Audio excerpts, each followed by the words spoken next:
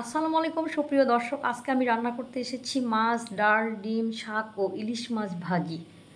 রান্না করতে বেশ আমার ভালোই লাগে। যখন আমি সময় পাই তখনই নানা রকম রান্না করি। কাজের মেয়ের উপর ডিপেন্ড করে থাকি না, কারণ আমার তো হাত পা আছে। যখন কাজের মেয়ে ছুটি কাটবে তখন আমার কি অবস্থা হবে, 12টা বেজে যাবে। তাই নিজের কাজ নিজে করি। নবীর শিক্ষা করোনা ভিক্ষা মেহনত করো সবে, এই কথাটা কিন্তু আমি বাস্তবে কাজে লাগাই। কারণ আমার হাত পা আছে, গুটিয়ে বসে থাকলে চলবে না। অল্প বয়সে অনেক মেয়েরা বিবাহ করে প্রেম ভালোবাসা করে, অথচ তাদের বিবাহের বয়সই হয় নাই।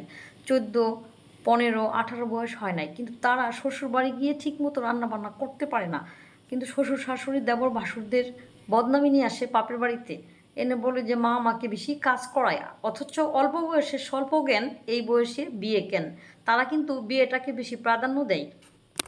এর জন্য প্রাপ্তবয়স্ক হয়েই মেয়েদেরকে বিয়ে করা উচিত, কারণ সব কিছুতে স্যাক্রিফাইস শিখবে। আর যে নারী কাজের চাপে লোকজনের কথায় স্বামীর ঘর ছাড়বে, সারা জীবন আফসোস করে সে নারী হারবে। যে বাবা মা মাথায় করে রাখতো, তারাও করবে অপমান আর অবহেলা। সংসার ফেরা নারী কখনো পাবে না প্রাপ্য সম্মান। চালাক মায়ের মেয়ে বেশি তালাক হয়, লোকের মুখে প্রচলিত কথা। স্বামীর চেয়ে আপন কেউ হবে না, মনে রেখো এই কথা।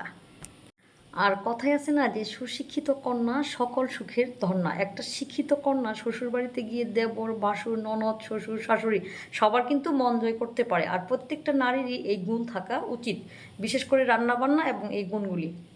আমি পড়ার ফাঁকে অনেক কাজ শিখে নিয়েছি, যেমন গাড়ি চালানো, রান্নাবান্না করানো, উপস্থাপন করানো, মানুষকে বোঝানো। এগুলো আমার জন্য কোনো ব্যাপার না।